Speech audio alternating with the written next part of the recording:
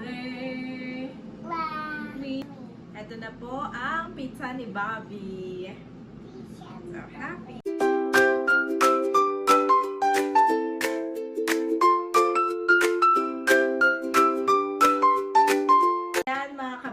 Welcome back sa Janet's Kitchen, and for today's vlog po ay gagawa tayo ng pizza para kay Andres at saka kay Bobby. Hindi po ito yung typical yung pizza talaga, ito yung improvise lang. Meron lang ako dito ng white bread. Ang igagawa ko po muna ay si Bobby at si Ayi po ay tulog pa. Tulog pa? Who's sleeping? Kuya. Tapos ay white bread. Meron po tayo dito tomato sauce. Yan. Meron tayong pineapple tidbits. Saka mushroom. Saka lalagyan din po natin ng cheese. Mga binili po natin yan kanina sa supermarket. Wow! Gusto daw po ni Bobby ng pizza. Kaya unahin ko na po si Bobby. At si Ayi naman ay tulog pa. Where's Kuya? Yan. Upstairs? Okay, ang puting da sauce, Bobby. Tapos mga kabeshi, i-air fry lang po natin. And meron na tayong instant pizza. Later, you need to wait for a while. This is the sauce, Bobby. This is called tomato sauce. Tomato sauce. Tomato. Galing po si Bobby namin. Can you say do? Re. Mi. Fa. So. La. Ti. Do.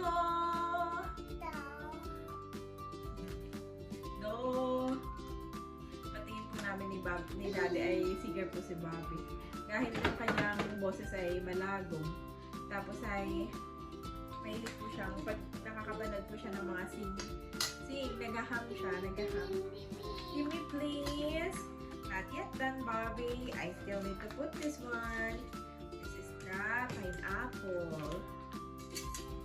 So ito na po yung ating pineapple. Lalagyan din po natin. Mamaya naman, si Ayi po iwa one-on-one ko din.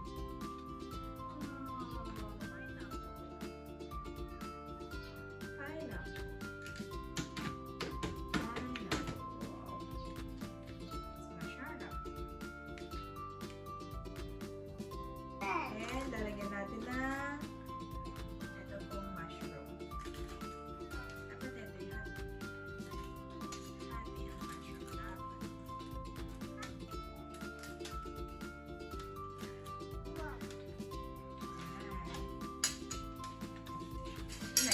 Bobby?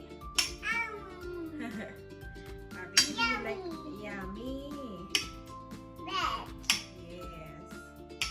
Yung mga ibang ingredients po ay meron na akong stock. Kaya ang binili ko lang po kanina sa grocery ay yung pineapple tidbits. At saka po itong cheese. Tapos, mga kabeshi, ayan na po. Bubudbara natin sila ng cheese.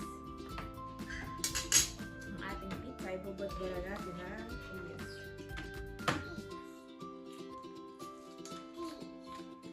Cheese. Open na. Ayan, open na po natin.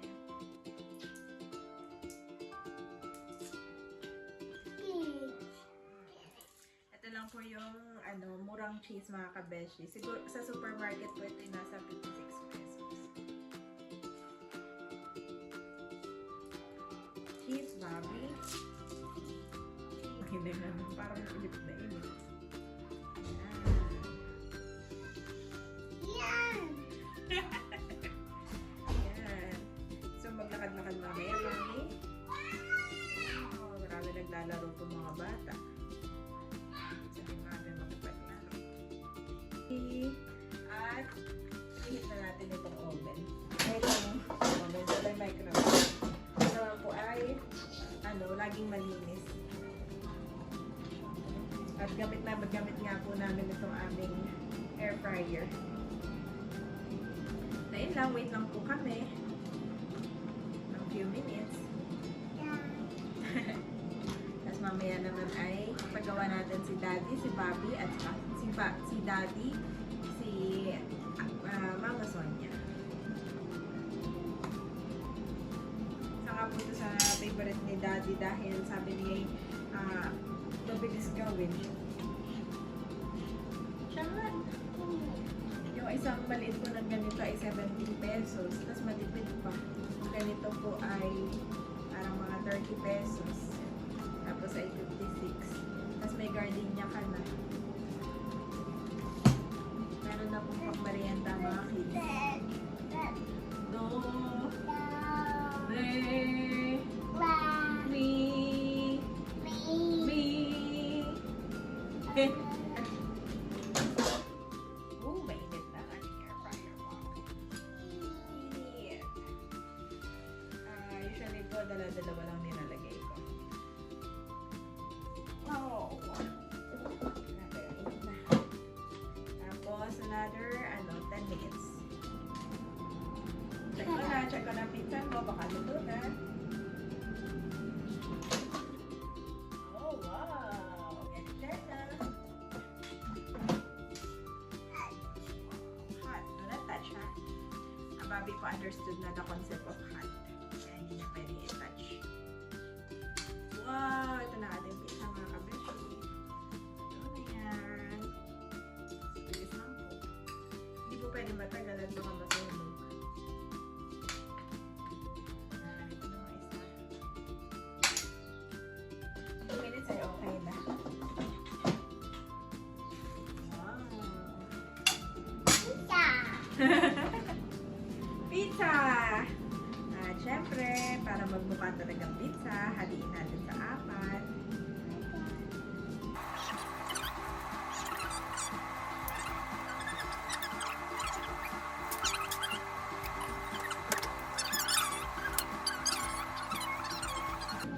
Ito na po ang pizza ni Bobby. So happy! Okay, try. At bana natin.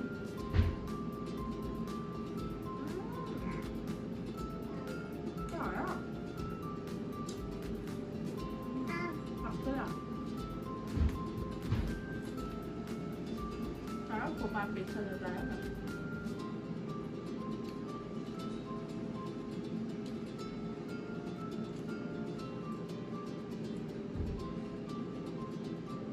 Sarap ba, be?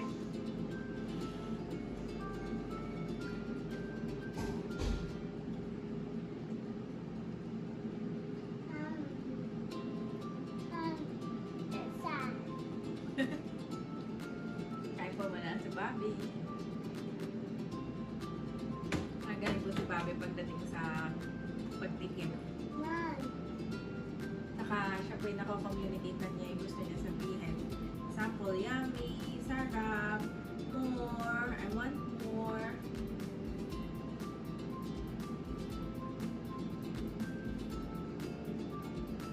You like it?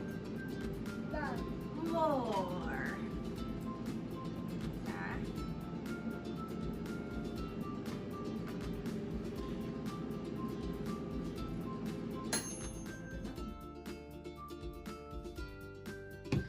At ayan po si Mama Sonia, ay ginawa ko rin ng pizza. Yan ay from Bobby. Ay, mainit pa, Mama. Kasi ano. Okay, kaya mo na. Nasaan yung tissue? Ayun na, naandoon. Kinamay na ni Mama, ay mainit pa po. Tikman mo na. Yan ay gawa ni Bobby. At si Bobby po ay magpe-play na agad. Si Mama ay napababa at naamoy niya daw ay mabango. Alat, Bobby. At bale, binudburan ko nga po ng cheese.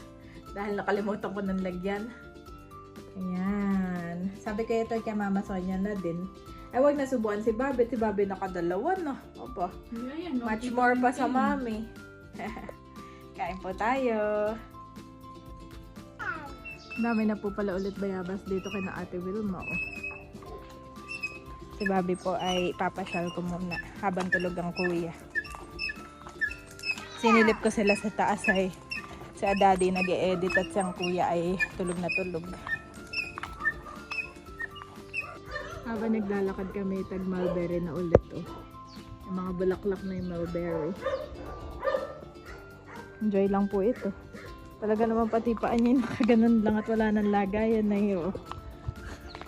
Like a boss naman. Lapit na kami sa clubhouse. Pagkakita ni Bobby ng volleyball. Sigaw agad eh. Hey, come down na. Let's go down. Sit bag po ito ah. Talaga naman di na. Take out this one. Ano? Oh, down. On your feet. Oh. Ayo. Para makapaglakad naman si Bobby. Okay. Akin dinala itong kanyang bike dito. Ay, oh. Sumunod na rin sa akin. Maka-independent po ng batang ito. Tara. Park muna ito. Muna tayo sa ball. Manonood muna ito ng ball. Paupo lang po si Bobby. Oh. Oh, no. Don't go. Oh, no, Bobby. Aba. Baka ikay mapabigla. Yan ay hindi pader. You like, Bobby? You watch? Watching basketball? Good job. Mahilig po ito sa ball. Hawakan niya lagi yung ball.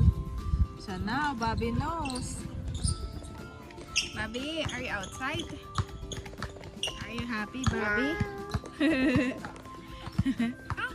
Outside? Oh, dami dyan. Bobby naman.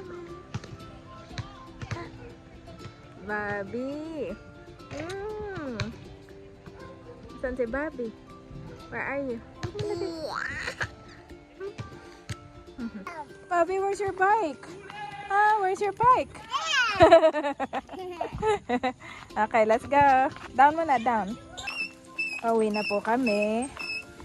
At nakakatuwa dahil yung iba pong puno dito sa nadadaanan namin ay may bunga na yung mga avocado. Pero maliliit pa po. Dami pating bulaklak.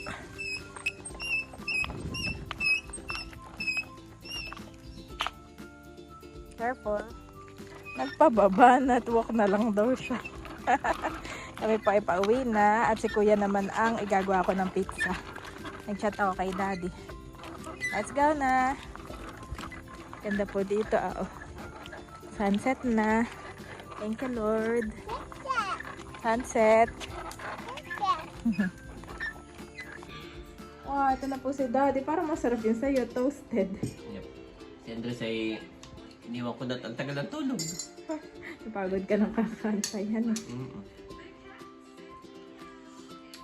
Inuwan ko rin si Daddy. Kami naglakad-lakad na ni Bobby. Nakain si Bobby. Naka? Nakain yan. Dalawa din. Parang adult naman. Trust in the Lord with all your heart and lean not on your own understanding, and all your ways submit to him, and he will make your paths straight. Proverbs 3:5-6 NIV.